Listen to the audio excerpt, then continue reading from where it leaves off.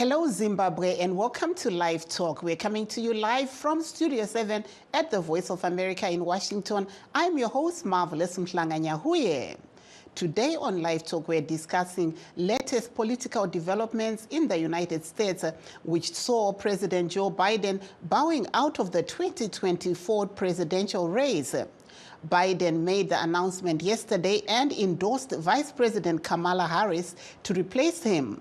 The Democratic Party will have its convention next month, where it will announce its candidate for the presidential race to contest against Republican Party nominee Donald Trump. But first, let's take a look at what is happening here in the United States. After weeks of speculation and intense pressure from within his own Democratic Party, U.S. President Joe Biden's decision to end his re-election campaign and endorse Vice President Kamala Harris as his successor sent shockwaves across the nation Sunday. VOA's Richard Green has more on how Biden's withdrawal reshapes the 2024 race for the White House. People lined the streets outside the White House Sunday evening, hours after President Biden's announcement, with many expressing their support for his decision. For me, President Biden was the greatest climate president that we've had, and he delivered an opportunity for us to stop climate change, and I'll be forever grateful for that. I'm very fond, if that's the right word, of Joe Biden and what he's done, and I would like him to be remembered as a really great president. And I was sort of afraid that his frailty would detract from that. Biden was already trailing former Republican President Donald Trump in voter opinion surveys before the nationally televised debate last month. His frail and confused appearance sparked fears among congressional Democrats and other influential party leaders that the 81-year-old Biden would not only lose the rematch against his 2020 opponent, but bring down other Democratic candidates in key House and Senate races. Gary Schmidt, a senior fellow at the American Enterprise Institute Policy Research Group, says Biden's withdrawal may have resurrected his party's chances, but it brings up other challenges as well. The real question is whether Kamala Harris, who's a liberal Democrat from California, will have electoral strength in places like Michigan, Pennsylvania, and Wisconsin, which the Democrats need to win to hold on to the presidency. Peter Loge, an associate professor of media and public affairs at George Washington University, says Harris is facing another uphill battle with just 4 months to go before the election. Part of the polling that we're seeing now about Vice President Harris is she's not named Joe Biden, because most people don't know her. She was elected statewide in California twice. She's very smart. She's sharp. She's a prosecutor. She's run obviously nationally when she ran with Biden for vice president. So she knows what she's doing, and Democrats largely know her, but she doesn't have the national profile that obviously President Trump or President Biden does. Harris vowed to do everything in her power to unite the Democratic Party and the nation to defeat Trump in November. She attracted scores of endorsements from fellow Democrats, including several who could challenge her nomination at next month's convention in Chicago. But Gary Schmidt says the outcome is not a foregone conclusion. I mean, perhaps you don't want a convention that's completely wide open, because then it tears the party apart as opposed to rallying around one particular candidate. On the other hand, there's probably a lot of Democratic pollsters who are wondering whether Kamala Harris really is the best choice. Richard Green, VOA News. Thank you, Richard. The leader of one of the country's opposition parties, Douglas Monzora of the MDC, says he supports the move taken by the U.S. President Joe Biden to step down at the end of his first term. I think President Biden was very gracious. He was very realistic. He listened to the advice by members of his party. It is clear that age is taking the better of him. And he looked at what is in the best interest, first, of his country, and secondly, what is in the best interest of his party. And this is what is to be emulated. He is 81 and he is past his prime. This is a good example for many African leaders. While some African leaders are seeking a third term. Even at the age of President Biden, we saw Abdoulaye Wade in Senegal. We are talking about the third term in Zimbabwe. That debate has not died down. We have a president who clearly says he's past his prime, and he is calling it quits and handing over to his deputy, a younger candidate or whoever the Democratic Party is going to choose. This is a good example of democracy and abnegation on the part of the President Biden of the United States. That was the leader of one of the country's opposition parties, Douglas Monzora of the MDC in Harare. Zimbabwean President Emmerson Mnangagwa today urged for peace and order to prevail in the country as Zimbabwe hosts the Southern African Development Community SADC Summit next month.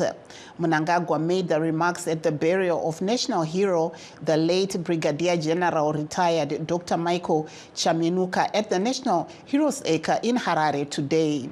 Chaminuka, aged 62, died on 13th July after a short illness. I commend the government and people of our country who are accelerating preparations and the works related to the hosting of the 44th SADC Summit of Heads of State and Government, where we will assume the chairmanship of SADC.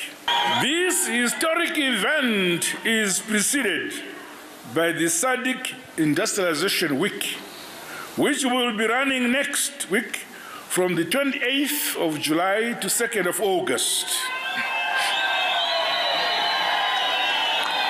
Our industry and commerce sectors and institutions of higher education, as well as our entrepreneurs, innovators, micro, small, and medium enterprises are encouraged to leverage on this event to further leapfrog our country's ongoing industrialization and modernization drive.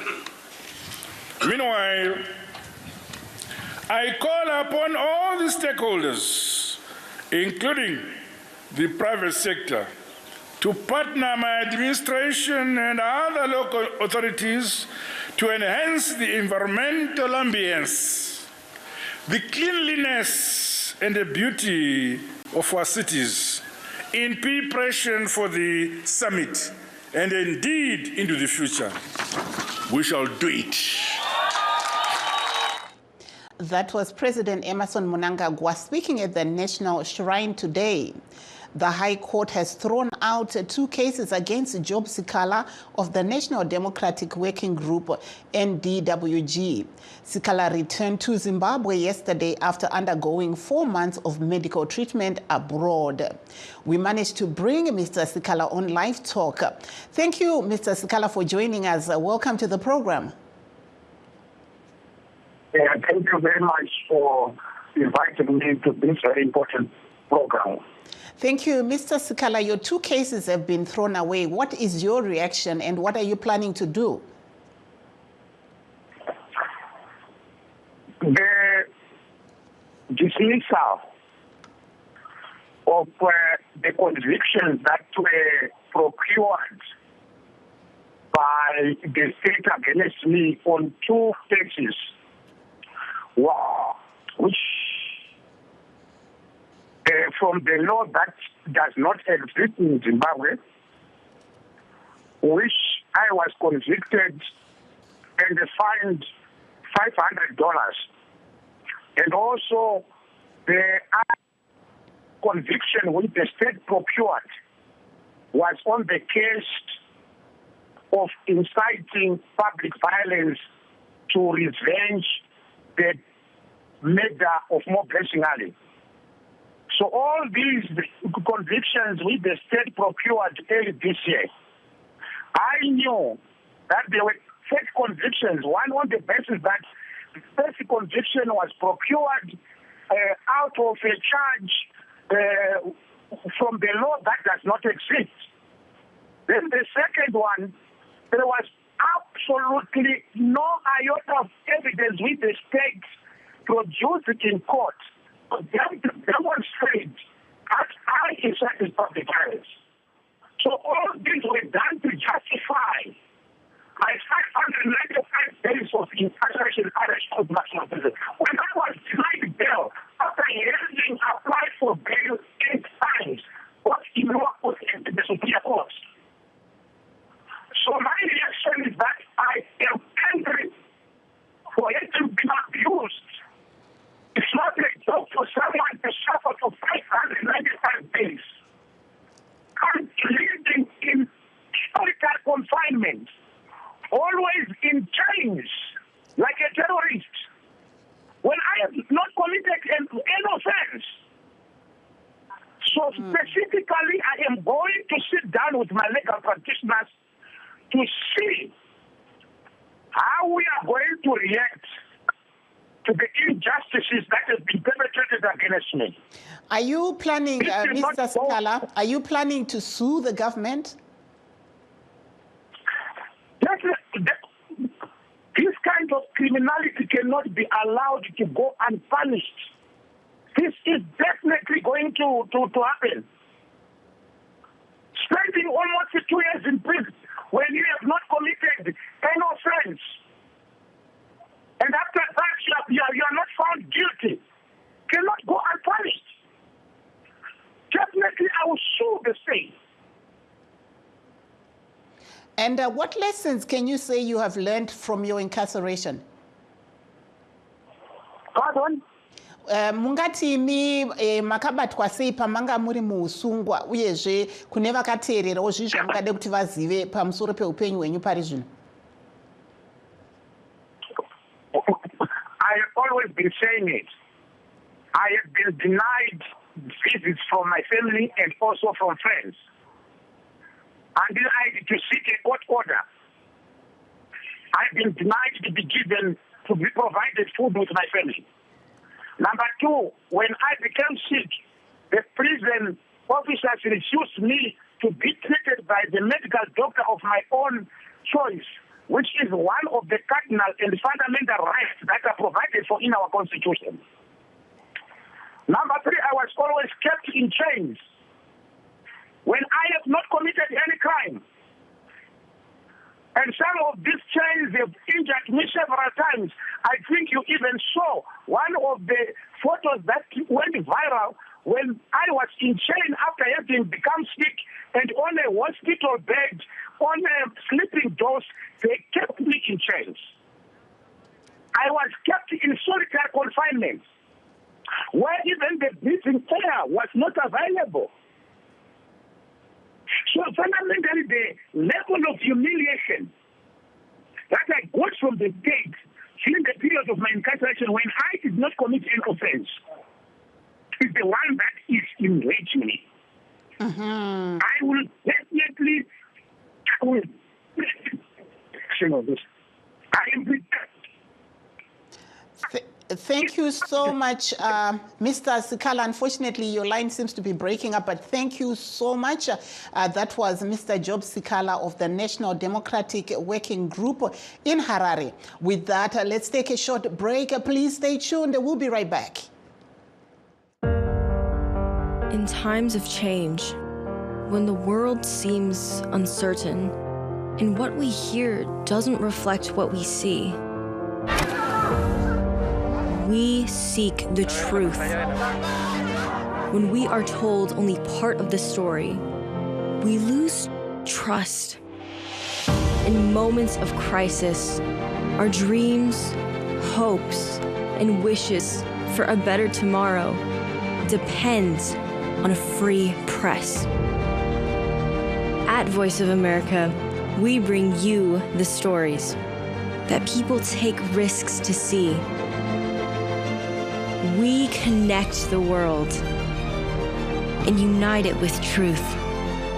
At Voice of America, we show you the whole picture. For those that have just joined us, please note that we are streaming live on all our Facebook pages, VOA Shona, VOA Studio 7, and VOA Ndebele. We're also live on YouTube at VOA Zimbabwe. Back to our main topic. Today on Live Talk, we are discussing the stepping down of President Joe Biden as the candidate for the Democratic Party in this year's election. And to discuss this issue, we are joined via Skype by Thabhang Nare, an independent political analyst, Matibe, a political analyst, and Xavier Zavare of ZANU PF. Welcome to the program. Thank you. Thank you for having me. Thank you so much. So I will start off with the lady, Miss Matibe. Welcome to the program. Please take us through what scenarios we are likely to see following the stepping down of President Joe Biden as the Democratic Party candidate and his endorsement of Vice President Kamala Harris. Well, just for context, last week I was on the ground at the Republican National Convention in Milwaukee, in Wisconsin, where former President Donald Trump accepted his nomination. So we know that he is the guy that is going to be on the ballot, and he received overwhelming, solid support from his supporters. Now, he had not anticipated, right? The Republican Party had a strategy that they were going to be going up against President Biden. That strategy yesterday is going to have to be revamped, because now he's going to be going up against someone. We don't know for sure yet that it will be Kamala Harris. That will still be decided at the Democratic National Convention in Chicago. So I will go to Chicago, and hopefully we will see what will happen then, because there could be other contenders, right? Right now there is, even though there are endorsements coming in supporting Kamala Harris, there is a sense that people do not want this to be seen as being anti-democratic, that the process is not just simply a coronation, that, she's not just simply being anointed to become the nomination, but she has to earn it. And so in the first 5 hours yesterday, she already was on the phones and trying to raise money. In fact, she raised more than $27.5 million in the first 5 hours. So when you ask what is happening, President Biden's, even his staff, were not informed. Literally, they found out 1 minute before he went public with it yesterday. Pressure had been mounting. He had said that he was all in and he had intended to continue to be the candidate. The question now becomes, the Democratic Party went through the primary process in elections, and more than 14 million Americans voted for him to become their candidate. So they're going to have to thrash out some technicalities here to see how best they can come up with a process that is transparent, a process that can be perceived as being democratic, that will finally decide who will be that candidate, who will represent the Democrats come November.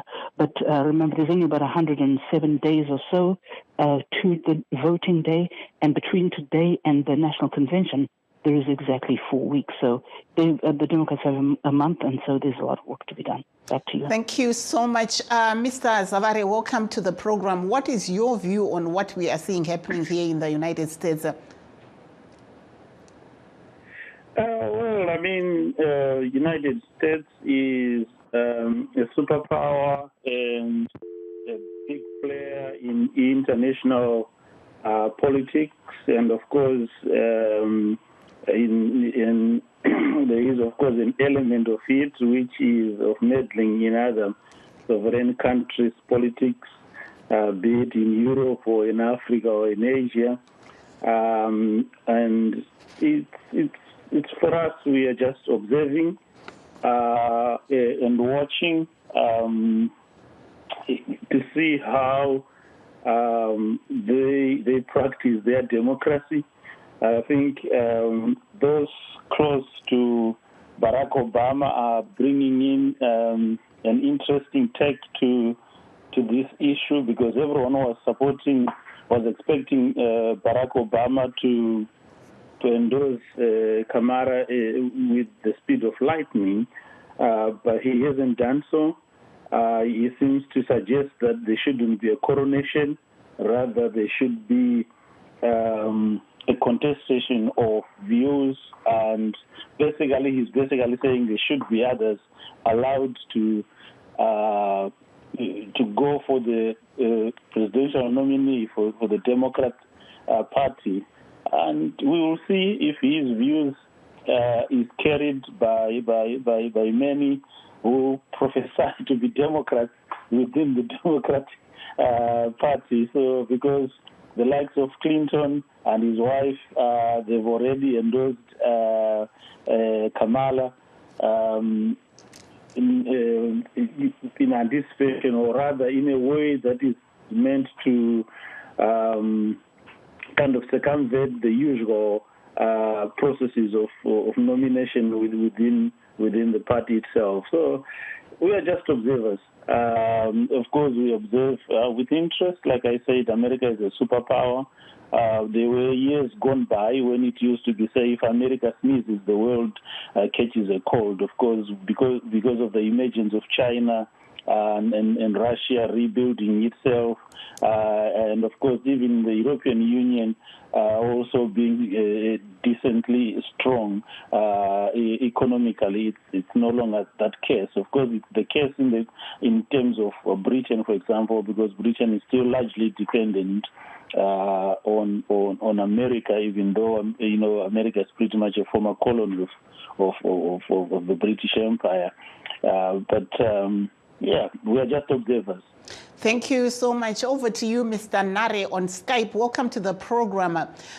From your observation, what are we likely to see happening regarding this situation of the stepping down of President Joe Biden as the presidential candidate for the Democratic Party, bearing in mind that the Republican Party has already chosen their nominee, who is Donald Trump?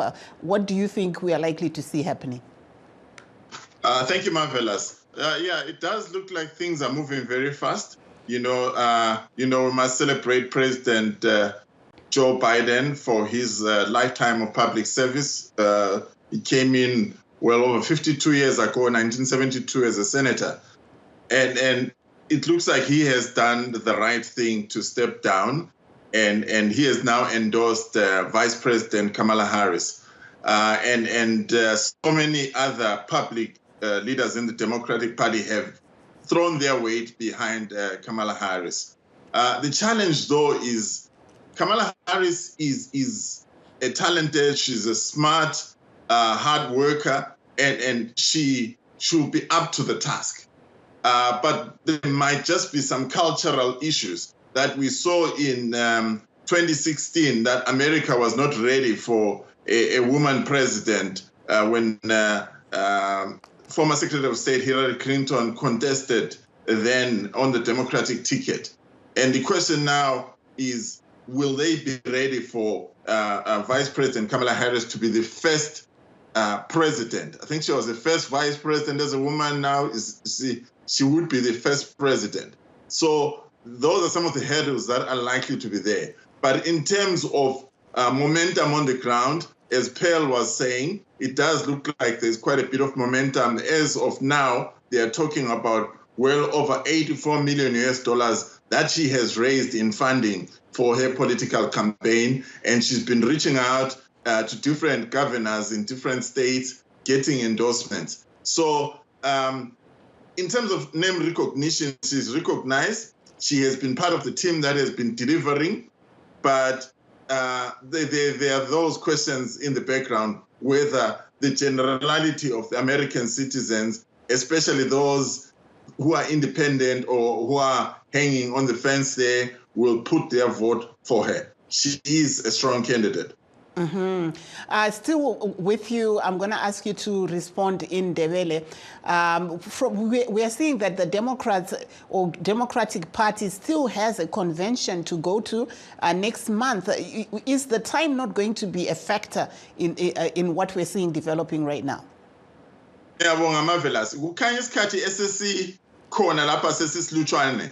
Inxa yokuthi sikhuluma ngamaviki amane, 4 weeks, ukuthi bonke abantu baza hlangana eChicago bevela kuma states wonke awe-US bebe mbono munye bekhuluma into efananayo ukuthi hayi thina osezasimela lapha ku-election ka-president ngulowo. So uVice President Kamala Harris ngenxa yokuthi kade esemahofisini khona ngale White House ungani kungcono kuye abantu abaningi bayamazi kodwa kulabanye kade bekhulunywa njengo ugovernor weCalifornia uGavin Newsom abanye laye kade besithi hayi indoda ekhanya isebenza kanzima la ingangena khona. So uzamele kusetshenzwe masinyane kuhlangane kube le unity ukuthi kukhanye sibili ukuthi kusetshenzwa ndawonye kuya uhlupha nje abanye kade sebethe bona hayi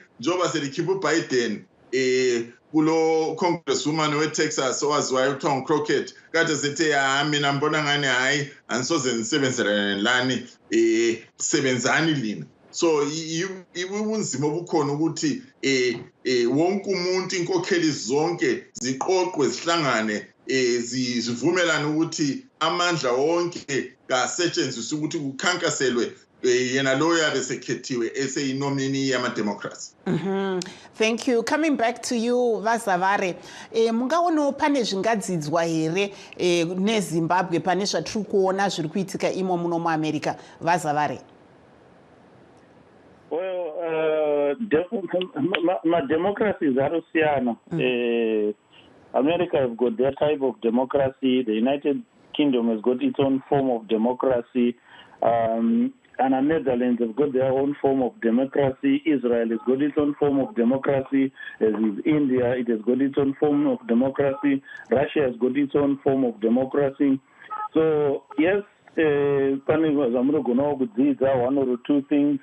Because learning is something that is always a process that is always going on, and it is important to learn.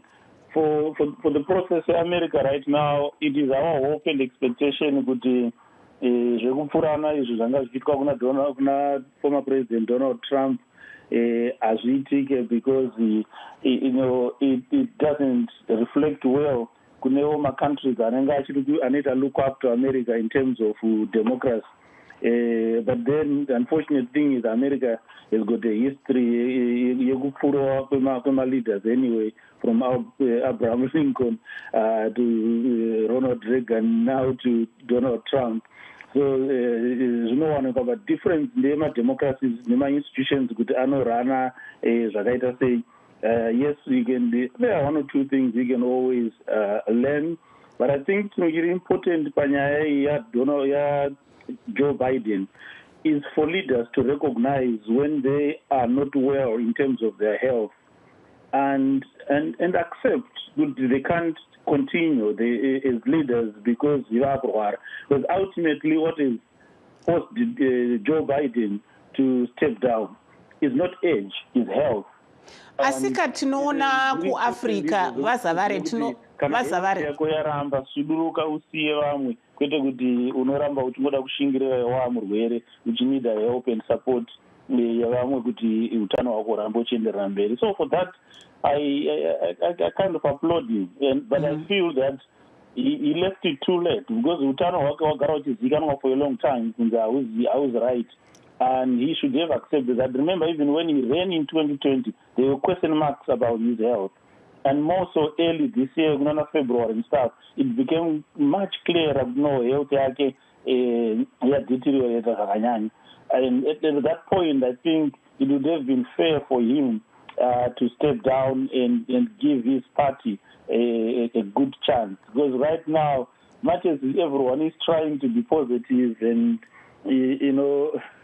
the reality is whoever is taking over. Thank you, Mr. Zavare. Mr. Nare, just your last word in 2 seconds. What's your last word? So just to say that as Zimbabweans, we also are looking forward to that day when public leaders can, step down and say, I have done my bit. Thank you. And the younger generation of leaders can take over. Thank you so much. And that brings us to the end of our show. Signing off in Washington, I'm Marvellous Mhlanga-Nyahuye.